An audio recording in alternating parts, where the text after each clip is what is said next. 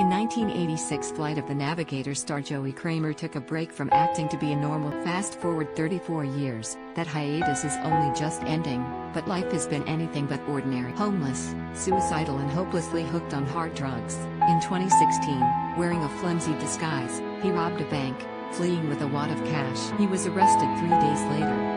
It was his way of forcing himself to get now.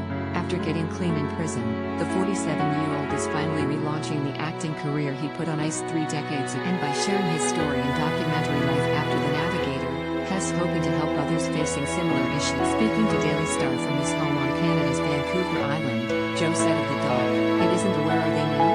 Reality TV, glam drama, it's what really happened." Joe, an only child to a single mom, began acting at a young age, appearing in plays and TV commercials with Vancouver, a Hollywood North, nearby, the big screen beckoned. In the mid-80s, he starred in films, Runaway, I Man in the Clan of the Cape Bear, before Flight of the Navigator made him one of Hollywood's hottest young stars. Disney's sci-fi adventure tells the tale of a 12-year-old boy, who is abducted by an alien spaceship then dropped back on Earth 8 years later having not aged a day. It grossed $18 million, with critics hailing Joe's charming performance. "It was pretty incredible," said Joe. "The spaceship and imagination, the script was really amazing. You never can tell how successful something is. I was just doing my job and having fun with it.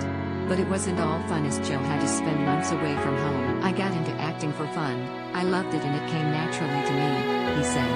"But I got pretty lonely." On Navigator there weren't many other kids in the film, so mostly it wasn't until after the movie, when Joe was back at home and offers were flooding in, that he felt overwhelmed. He made one more film, Stone Fox, before taking a break. "I just wanted to be a normal kid again, have fun, skateboard and all that stuff," he said. "But once I went back to school, I didn't quite fit in anywhere. I was teased because I was the movie star kid, so I fitted in where I could, and it's easy to fit in with the misfits who smoke and drink and smoke weed, so that's what I gravitated toward. I got into cocaine at a really young age, 14 or 15. By 18, Joe had been taught how to turn cocaine into crack and was smoking it. Rehab was required." He said, "I look back and go, what were you thinking? But as a kid it just didn't register that doing these harder drugs was that much worse than smoking weed. By the time I realized, it was too late. I was a mess." At 20, Joe moved to Mexico he quit drugs and stayed clean for 10 years, doing different jobs. Then in his early 30s he fell off the wagon, hard. He said, "I was at a party and people were doing lots. I thought, maybe I can just..." The thing with addiction and trauma is that if we don't address the issue, it just stays there underneath, percolating, and at some point it's gone. When I did those lines, it felt like this tidal wave of emotion and guilt and shame, things I hadn't addressed when I was young. Then all of a sudden I was doing drugs to feel numb. That's when things get really. For Joe, the timeline of events becomes fuzzy. A stint in rehab in 2005, then a first arrest in 2007, for possession of drugs for the purpose of trafficking. In 2011, Joe's girlfriend introduced him to heroin. "Things went downhill," he said. "Before I knew it, I was wired. I didn't even enjoy it, I was just doing it to numb myself." The birth of Joe's daughter in 2014 was the impetus he needed to get clean, but being in a bad, abusive relationship made it hard. When he was told his daughter was going to be adopted, he hit self-destruct. "I thought I had no recourse, so I really went off the rails."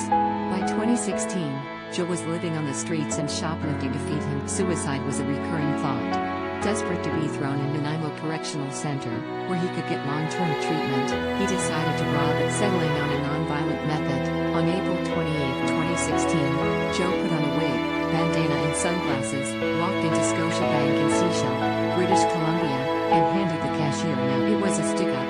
He pleaded guilty and was jailed for 2 years less a day. He said, "I was in a really bad place and I knew about this therapeutic community, Guthrie House, inside the prison. It was such a relief when I got arrested."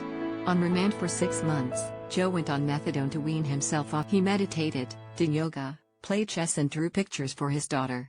When he got to Guthrie, after 11 months he was released to its sister program outside prison, before moving into a third-stage house. Having taken a criminology course in jail, since getting out has completed his high school diploma equivalence. Best of all, has reconnected with his daughter. "We're bonding quite a bit. We have this really amazing family dynamic where she knows she has 2 dads and that it's okay and everybody." While Joe refuses to blame his childhood fame for his struggles, Hess aware of its impact. He said, "I missed a lot of my childhood. From 8 to 14, I was acting. into an adult, learning how to have room in film. It's all imaginary. I realized I just started playing the part for people, for a girlfriend, teacher, counselor. I felt like I didn't have an identity for most of my life.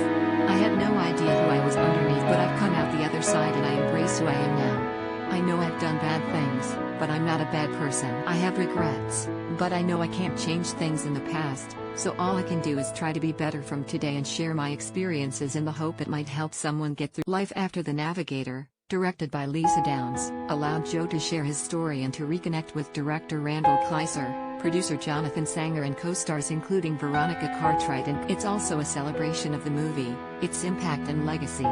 He said, "Every time I share it reminds me that the past doesn't control my life anymore, that the past doesn't define me and that the memories of me don't define." That last one's super important because it's easy to focus on what's happened and who we've been in the past so much that it defines who we are in the present. Once I learned to let go of who was in the past, I became a totally different person. Now, Joe is fully focused on the present, his future and acting again, as well as doing voluntary support work, has taken acting classes and working behind the scenes, and he said, "Acting's something I've always loved and I've always wondered if it was something I could do again. I'm just going to do it because I love it, not with any goal in mind, because you follow your heart and success follows." And if Hess approached about a Navigator reboot? Me and the original writer had a pretty cool idea for a sequel type of thing. He's give me a few years, let me get some credits under my belt, then maybe we'll approach Disney and see if we can make this sequel. Try for 2026, the 40th anniversary.